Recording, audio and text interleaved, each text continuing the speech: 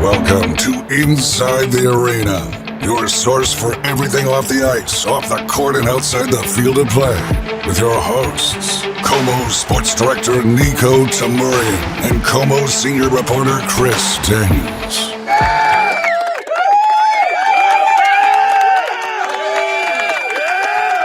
They're applauding for David Lee.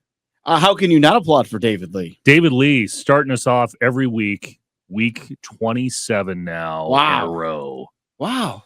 We are inside the arena talking about everything off the air, off the court, off the ice, all our local teams, all our regional teams, state teams.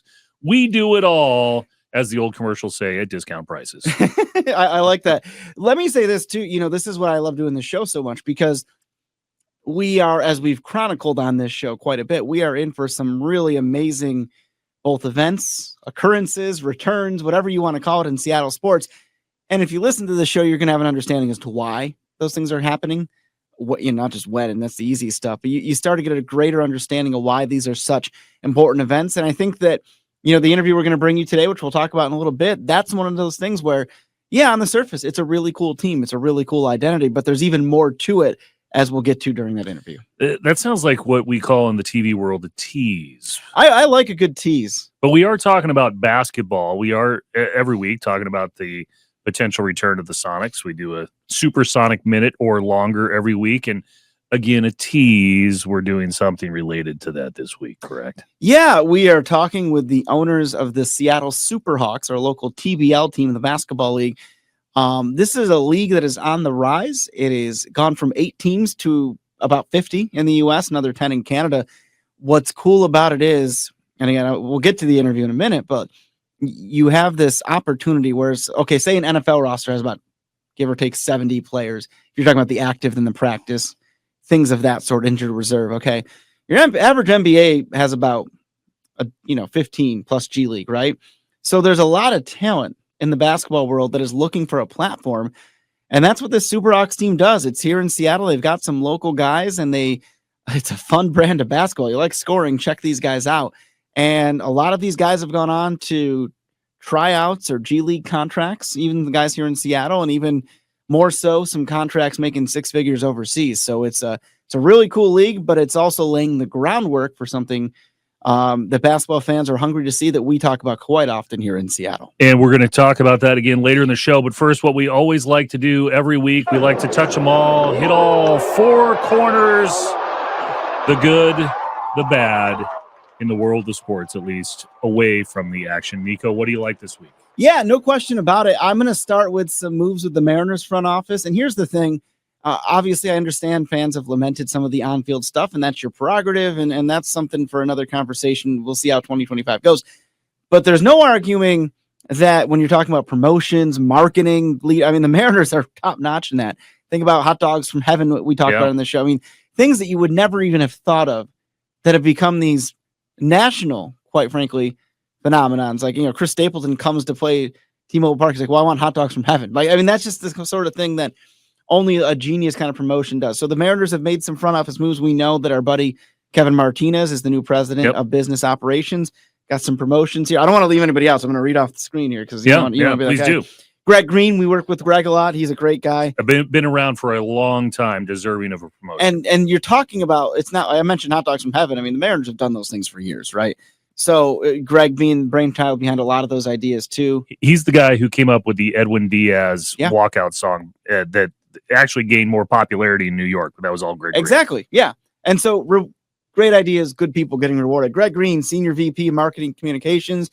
Jeff Higgins getting to Technology Solutions at VP. Ben Mertens, VP of Creative and Content Services. Chris Savio, VP Corporate Partnerships. And Mandy Sumblad, who I actually deal with quite a bit, do a lot of fun stuff with Mandy, is the VP of Marketing and Fan Engagement. So another thing there. So, listen, even when the Mariners are kind of floundering, like they did at times last year, and great run to get to the end and didn't make it, but it's still a really fun night at the ballpark. And, these 6 folks, including Kevin, big reason why.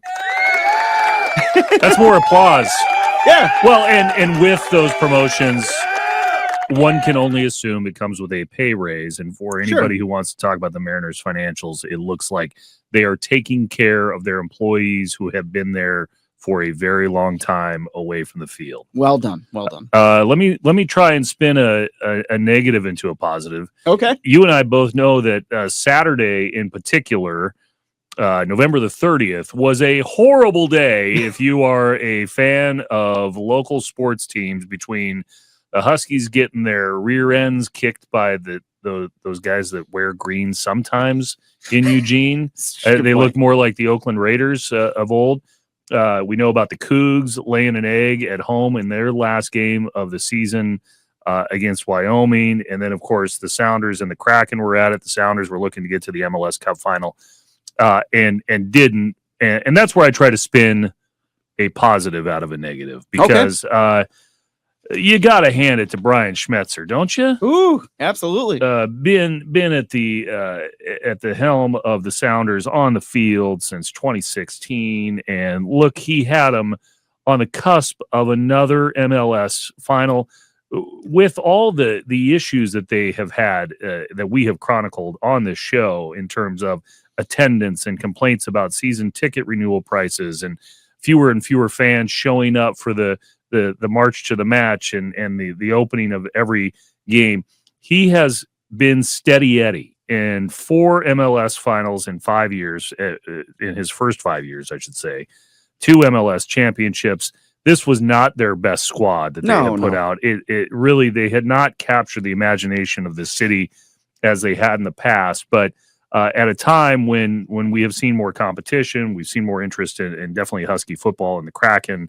It's been tough necessarily for the Sounders to capture the imagination they did even a few years ago. Brian Schmetzer has been a constant there, and I think he is very on a national scale. When you follow what people are talking about on a national level with the MLS, he doesn't get mentioned enough. I agree. As the top manager in the MLS, and he had him on the cusp again this year, and I think that bodes well that he has been that steady force for the Sounders, and a local guy, born and bred, that has done so well in this community away from the pitch. I agree with everything you just said, and now we just got to get him a top-end scorer, because his defense was lights out this year. Albert Rusnak in the middle is just incredible. Get him a top-end scorer, and I think we're talking about you were that close with an offense that kind of lacked at times, right? Again, assuming all things are similar, you upgrade. And you're going to need to bring some more guys in for the Club World Cup. They need to do it. It is a big 2 years in Seattle sports history that's this coming. This is the time to splurge. 25 and 26 in the world of soccer. You need to capture the attention of the common fan. Go out, spend some money this year. You've got season ticket prices went up. They've put themselves in position to host a team down in Renton at the new facility. Right. They've had the FIFA president here, as we have chronicled and shown and let people listen to on this show. These next 2 years feel like big years for the Sounders. For the next 10 years after that, they need to bring in some new fans, and they're going to have a lot of attention.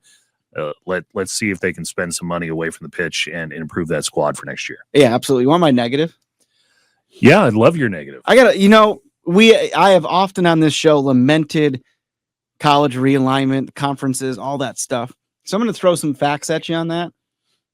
Oregon, Pac-12 school, number 1. I mean, that's obvious. Yeah. Arizona State projected to win the Big 12. The championship games all beside. I'm going on the week, the bracket heading into the weekend of action. Arizona State's in representing the Big 12. They're Pac-12 school, right? Boise State's a future Pac-12 school. Yeah. SMU, pending result of their ACC title game with Clemson.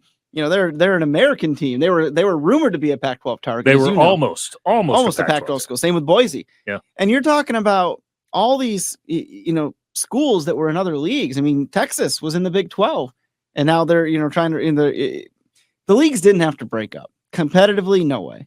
There was a bias to obviously our schools on the West Coast. We know that. I mean, that's the most obvious thing ever. We saw it at times last year as the Huskies were marching forward. So I just lament a little bit of that, and I lament that bias part of it. Okay, I was going to go on a huge rant. I'm going to stop myself here. As you know, I have oftentimes expressed my disbelief with how weak-minded some of the presidents in these positions can be. how gullible and sometimes they can be. And I'll stop there before I go further. But I think that you look at these teams that were in other leagues last year that are, on the cusp of qualifying for the college football playoff. They were fine in the leagues they had. It's just this like Southern centric thing. Like, you look at the radio host Paul Feinbaum the other day, and listen, he's based in Alabama. Like that's his market. I'm not criticizing the man, but he does this whole video on ESPN. It's like, oh, Miami's a fraud. Alabama needs to get it over him. Like, so Alabama lost to Vanderbilt, and they're not a fraud. Yeah, like Miami lost 2 games to good teams. Like, and that was it. You know what I'm saying? Like, that has nothing to do with us here in Seattle. It's the point that a lot of this is based on a certain bias out there, and it's why our beautiful Pac-12 doesn't exist in the way that we know and loved it. You know what's going to be wild is when you see 2 former Pac-12 teams in a bowl game. Yeah, it may not happen this year, but it could. It's we're on the verge. There's already talk about former partners and other conferences facing off. We're all going to know that in probably a week or so. But some of these bowl projections right now, some very odd matchups that are not going to be necessarily matchups that are going to draw people. Yeah, and the former Pac-12 schools have access to their bowl games. So UW is in play for the holiday, the sun, things like that. So, what a difference a few weeks make. It looked like Washington State and their football team was going to be in position for the college football playoff. And there were 3 games at the end of this season, including the Wyoming game that I mentioned, that they were favored by double digits, and they lost them all. And now both coordinators are gone. And, it's crazy. And there's a question of whether the quarterback will enter the transfer portal. And all of this seems to come at a critical time. And this is why we have this show, is to talk about these things off the field. At a critical time when Washington State University and Oregon State University and the new Pac-12, including Boise State, are trying to find a TV digital rights deal. Can you imagine right now, if they had won those 3 games and they're projected to be in the college football playoff, what that does for the brand of that university right now? It might be the most costly 3-game losing streak. I mean, really, one of those losses did it, right? But it might be the most costly. The amount of free publicity they'd be getting nationwide about whether Washington State University should be in the college football playoff, what that means in terms of, we've seen it with March Madness in particular, the George Masons and others, the people who start applying to your school because they see the brand on TV all the time. The value to the university in these last 3 games, it may be tough to quantify, but I want to read something about this from Kuga Sutra. I don't know if you follow Kuga Sutra on Twitter, I don't know what but that is. he, according to Cougfan.com, is a 1992 Washington State University graduate who grew up in Seattle, resides in Hoover, Alabama, and serves as a faculty member at a leading SEC university. Very active on Twitter, and wrote an op-ed to the Board of Regents about this moment in time and why it matters for Washington State University. I'm not going to read the full thing. You can read it on Cougfan.com. This may be the first time I ever cite Kuga Sutra on Cougfan.com.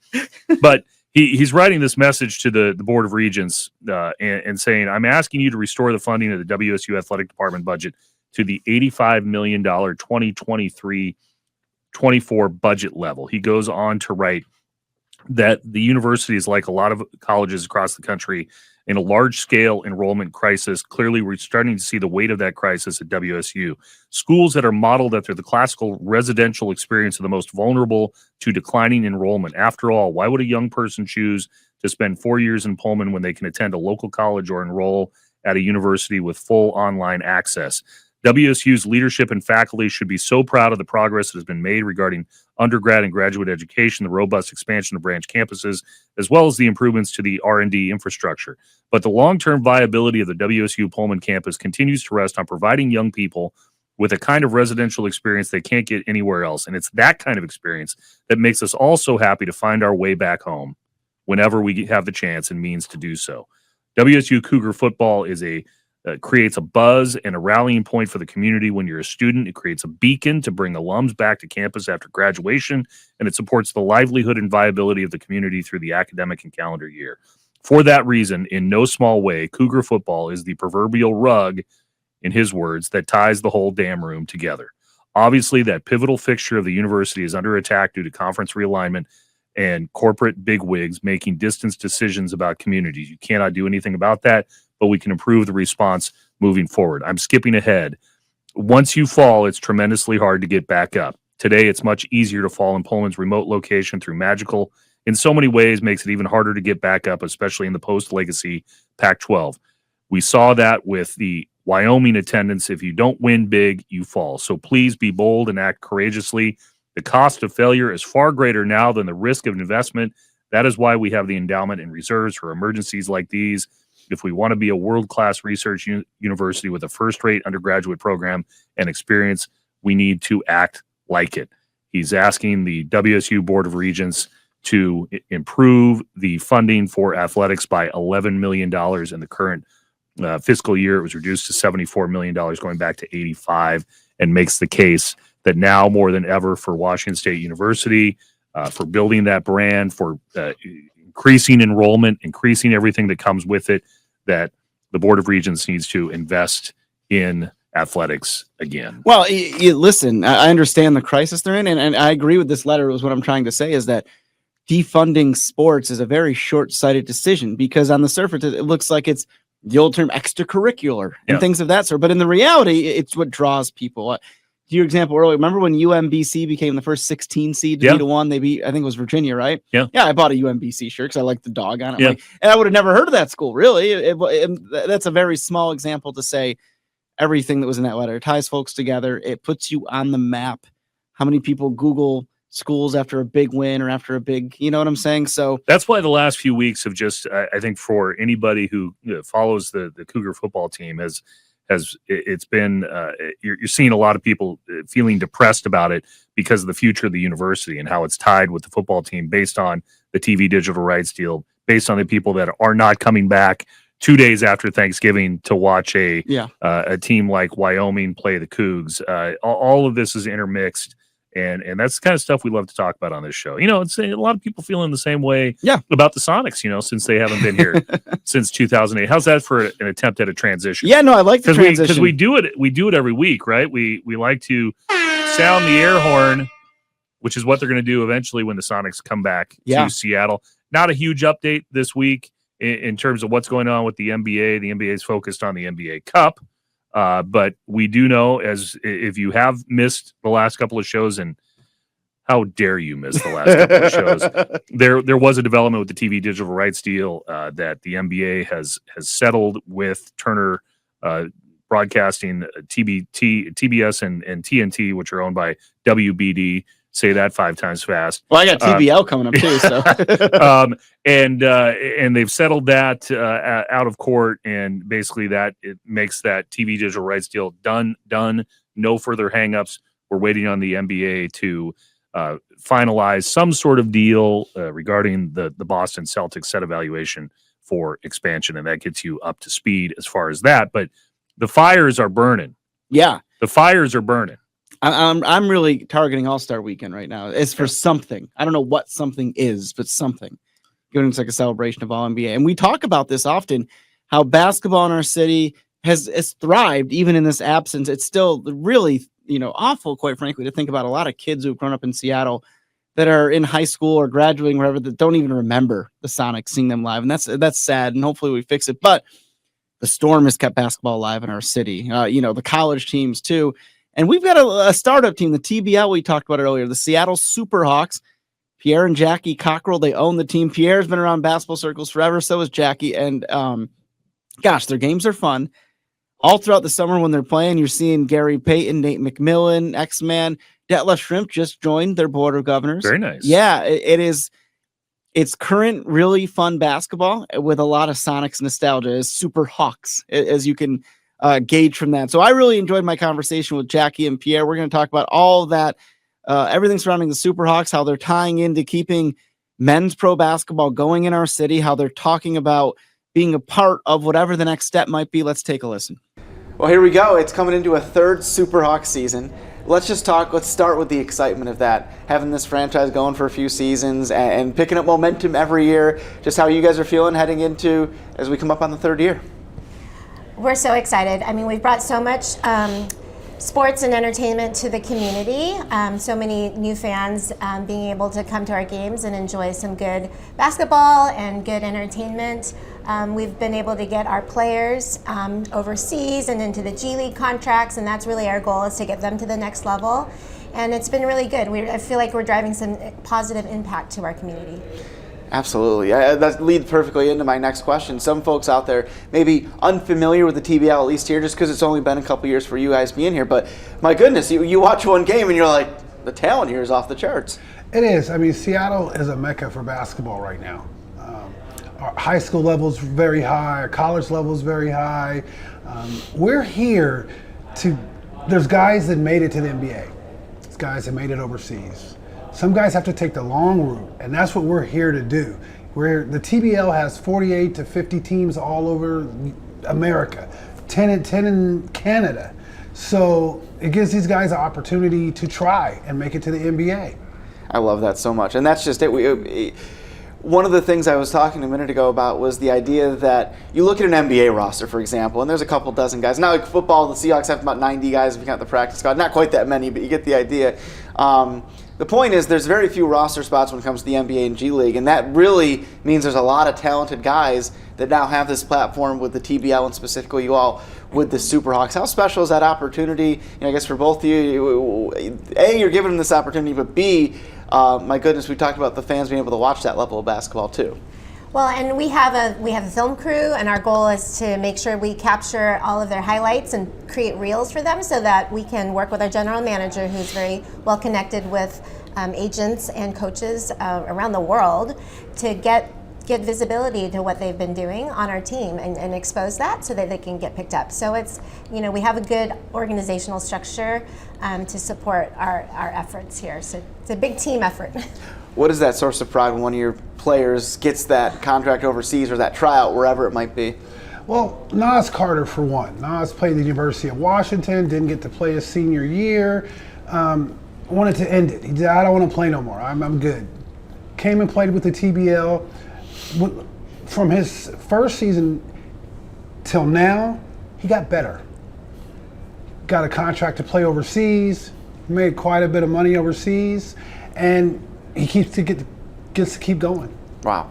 I love to see that. So to that point, we're looking at, you guys are doing some open tryouts now. And with everything we just said about the platform that the TBL provides and the SuperHawks provide, my goodness, I'm thinking about a guy who maybe played in high school or college that's is watching this, is like, this is another chance for me. How special is that? Not just for the franchise to find talent, but also some really good players out there to have this opportunity. Well, I mean, we have so much talent in the Pacific Northwest. I mean, you look at the NBA draft from a couple of years ago, the top draft picks were from this area. And so we have a tremendous amount of talent that we need to showcase and get out there. And not only does it give our players an opportunity, but it gives pride in our city too. So that we can all support them and support what we're all trying to do. Let's go over, obviously all three of us know the logistics of this tryout. So where, when, what time, all that good stuff. Cleveland High School on Sunday, December 8th. We have 2 sessions for all the participants to be in, 11 to 1, then we have a break, and then 3 to 5.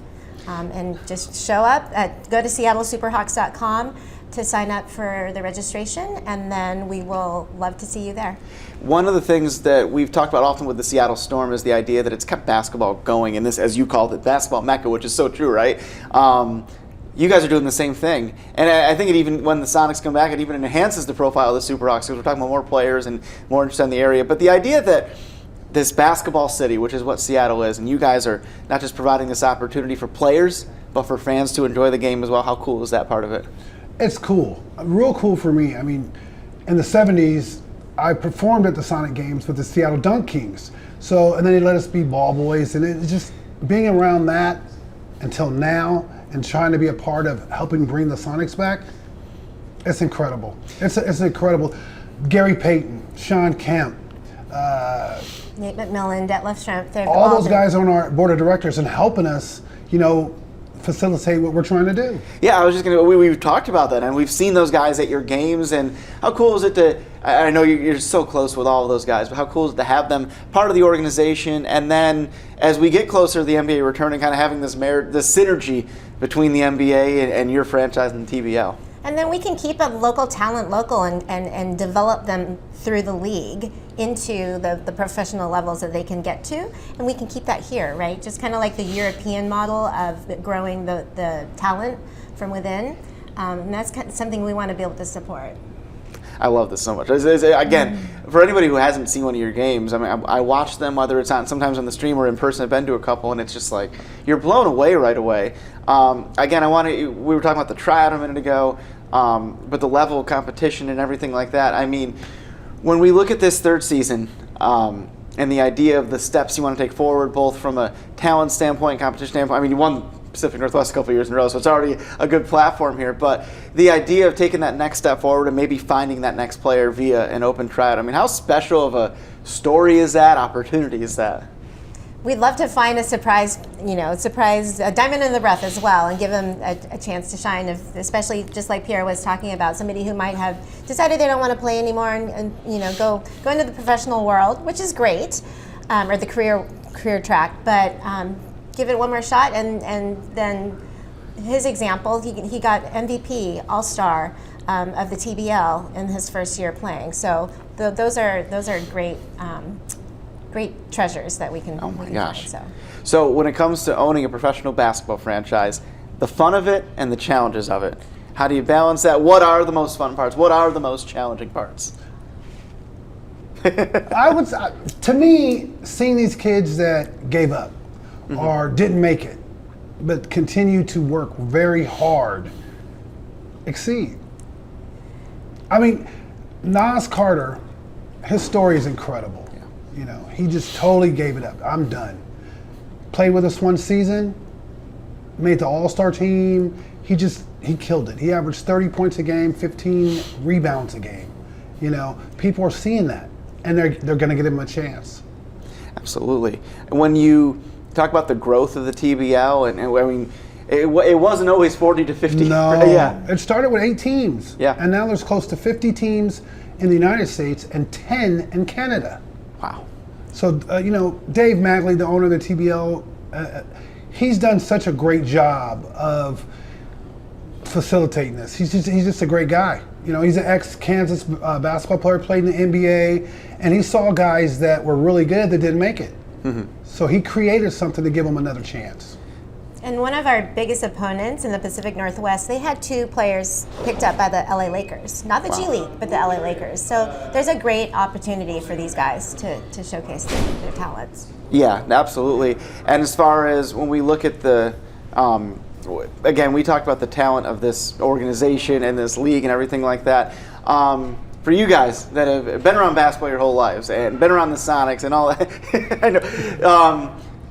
Gosh, what is your, again, you're used to it by now, so to speak, but when you first started seeing these guys roll and saw that level of competition and the character of guys as well, like how special was that part of it?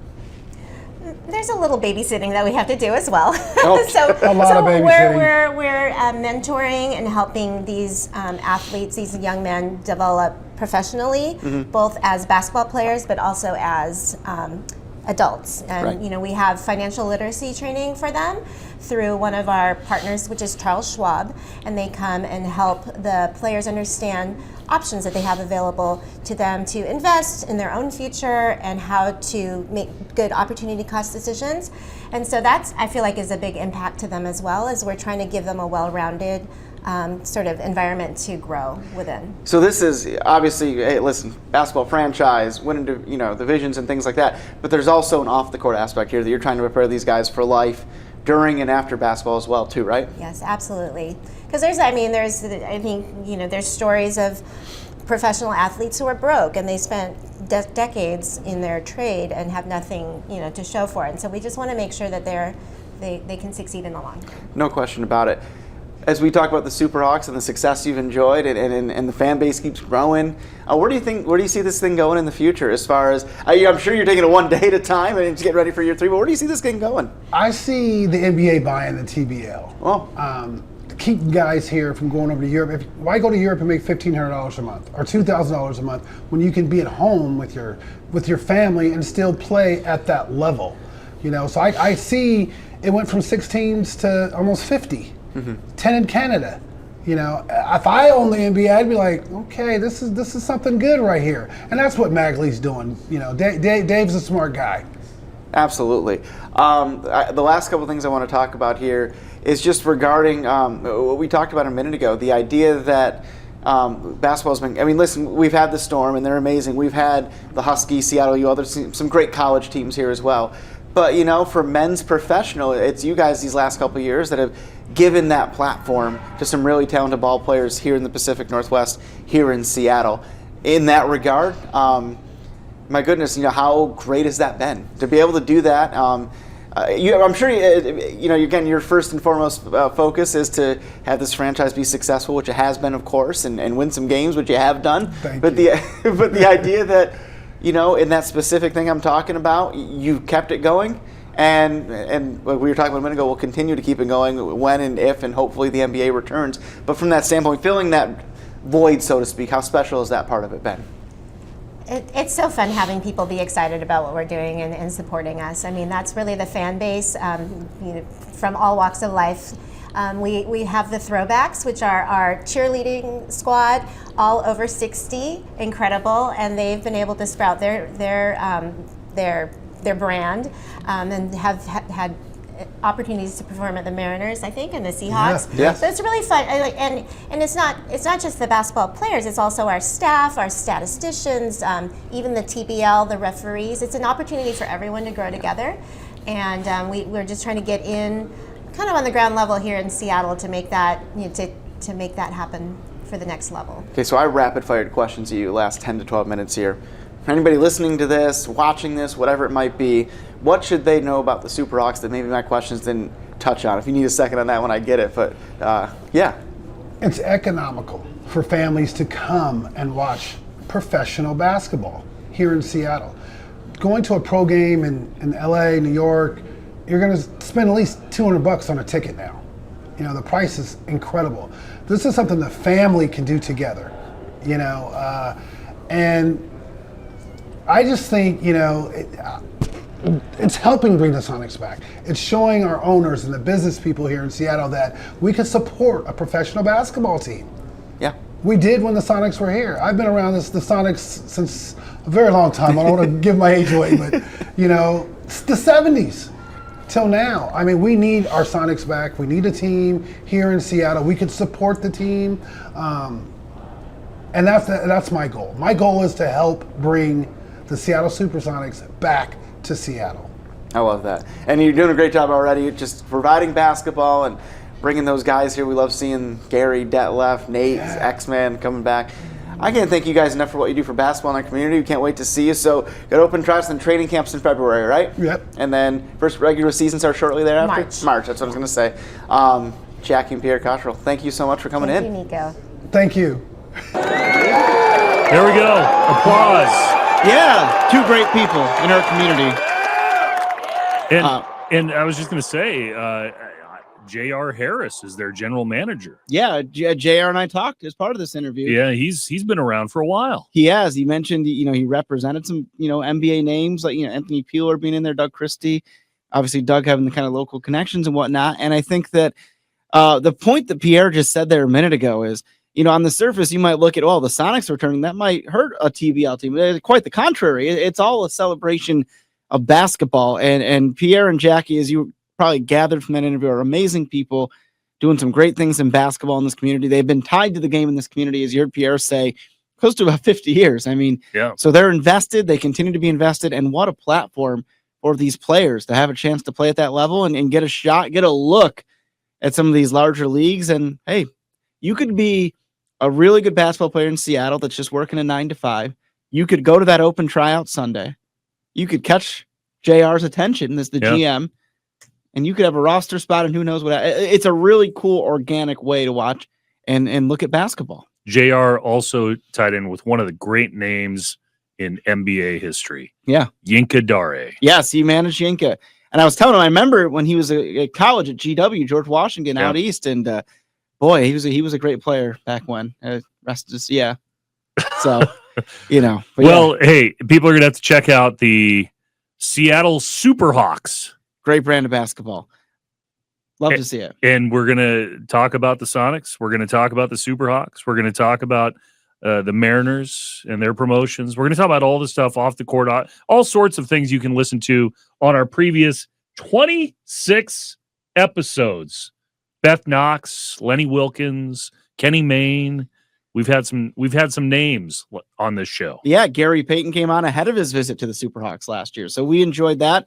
And we're reserving Gary for his visit with the SuperHawks in 2025 as well. Well, there you go. Thanks for listening. Catch us on your favorite audio and video platforms and Seattle's CW. David Lee, as usual, please take us out. You've been listening to Inside the Arena with Niko and Chris. Please subscribe on your favorite platform. Until next time.